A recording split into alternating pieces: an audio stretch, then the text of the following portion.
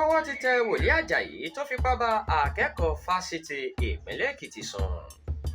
ọwọ́ iléeṣẹ́ ọlọ́pàá ti Ìpínlẹ̀ Ekiti ti tẹ ìránṣẹ́ Ọlọ́run kan lórí ẹ̀sùn fífipá bá ọmọdébìnrin kan lájọṣepọ̀ àti olè jíjà. Kọmíṣánná ọlọ́pàá ti Ìpínlẹ̀ Ekiti Joseph Eribo ti wá sọ pé àwọn kò ní tẹ́tí nínú dídáàbòbò ẹ̀mí àti dúkìá àwọn aráàlú gẹ́gẹ́ bí ojúṣe àwọn lábẹ́ òfin.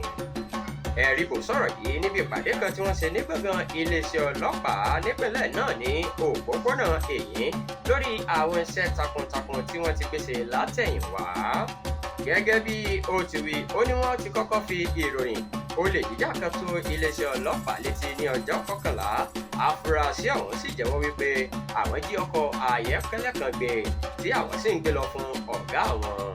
Ìròyìn bíbánilájọṣepọ̀ ni wọ́n tún mú lọ sí àgọ́ ọlọ́pàá tó wà ní Aramako ní ọjọ́ 25 níbi tí wọ́n ti fi páńpẹ́ òfin gbé ẹni ọdún 23 Ajétọ́mọbí Ayọ̀mídé lórí ẹ̀sùn fífipá bá ọmọ ọdún 8 kan sùn tó sì tún dúnkòokò mọ́ pé òun yóò gbẹ̀mí rẹ̀ tí àṣírí bá fi lè tú síta.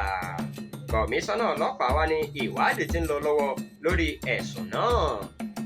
Ó tún fi kún ọ̀rọ̀ rẹ̀ pé ní ọjọ́ 22 oṣù kẹsàn-án ni wọ́n ti gbé Wolii Ajayi Olúwatósìn ní agbègbè Ìwọ́rọ̀kọ́ Èkìtì lórí ẹ̀sùn bíbá ọmọ 20 ọdún kan tó jẹ́ akẹ́kọ̀ọ́ iléèwé gíga yunifásitì ti ìpínlẹ̀ Èkìtì lò pọ̀ ní tipátipá.